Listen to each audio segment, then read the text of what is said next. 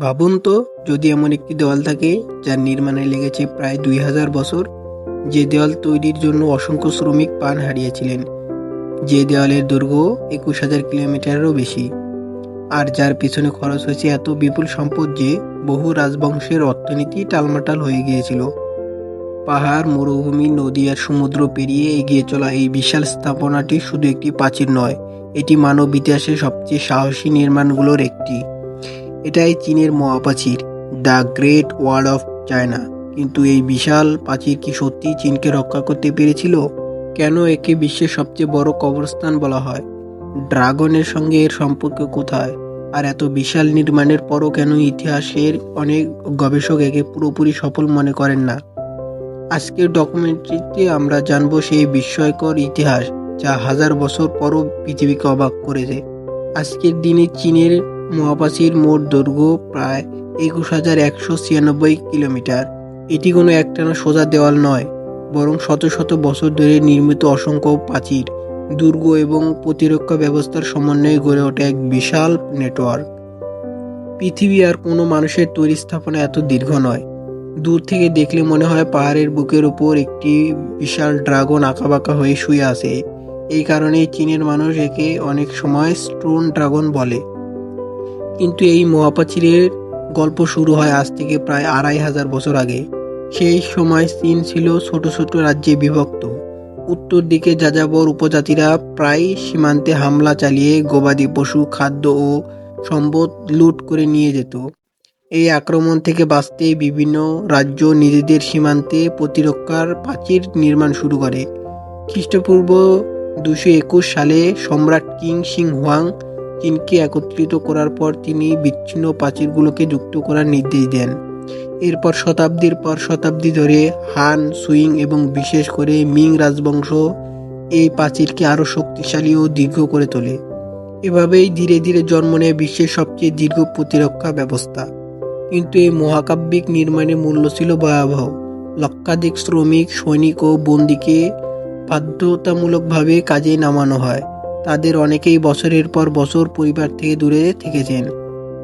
তীব্র শীত, প্রচণ্ড গরম, পাহাড়ি দুর্গম পথ, খাদ্য সংকট আর রোগে অসংখ্য মানুষের প্রাণ হারান। এই কারণেই অনেকেই চীনের মহাপ্রাচীরকে বিশ্বের সবচেয়ে বড় কবরস্থান বলে থাকেন। যদিও ইতিহাসবিদদের মতে সবাইকে প্রাচীরের ভেতরে কবর দেওয়া হয়েছিল, এমন দাবির নির্ভরযোগ্য প্রমাণ নেই।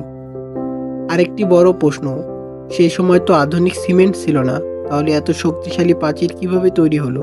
প্রাচীর নির্মাণে ব্যবহার করা হয়েছিল পোড়ামাটির ইট, বিশাল পাথর এবং চুনের সঙ্গে আঠালো চালের মিশ্রণ। এই বিশেষ মিশ্রণ এতটাই শক্ত ছিল যে আজও বহু অংশ অক্ষত রয়েছে।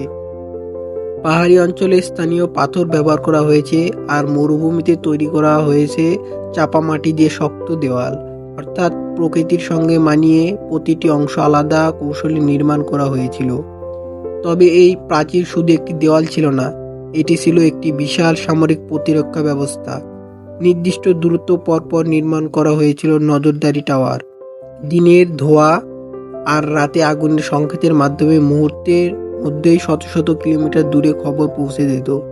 এই ব্যবস্থা সেই সময়ের জন্য ছিল অবিশ্বাস্য প্রযুক্তিগত সাফল্য। কিন্তু এত বিশাল প্রতিরক্ষা ব্যবস্থা কি সত্যি কাজ করেছিল? আংশিকভাবে হ্যাঁ, সম্পূর্ণভাবে না। 1211 সালে চেঙ্গিস খানের মঙ্গল বাহিনী এই প্রতিরক্ষা ভেদ করে চীনে প্রবেশ করে। পরে 1644 সালে মানচুর চীন দখল করে এবং মিং রাজবংশের পতন ঘটায়। অর্থাৎ পৃথিবীর সবচেয়ে বড় প্রাচীরও আক্রমণ ঠেকাতে পারেনি।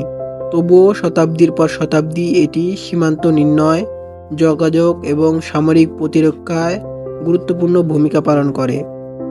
আজ চীনের মহাপ্রাচীর ইউনেস্কো বিশ্ব ঐতিহ্যের অংশ। প্রতি বছর বিশ্বের কোটি কোটি মানুষ এই ইতিহাসের সাক্ষী হতে এখানে আসেন।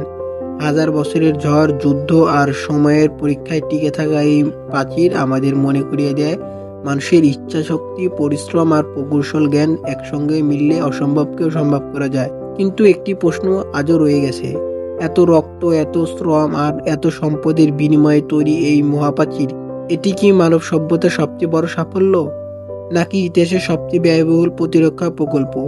সিদ্ধান্ত আপনার। ভিডিওটি ভালো লাগলে একটি লাইক করুন, চ্যানেলটি সাবস্ক্রাইব করুন এবং বেল আইকন অন করে রাখুন আবারও দেখা হবে ইতিহাসের আরেকটি অবিশ্বাস্য রহস্য নিয়ে। ধন্যবাদ।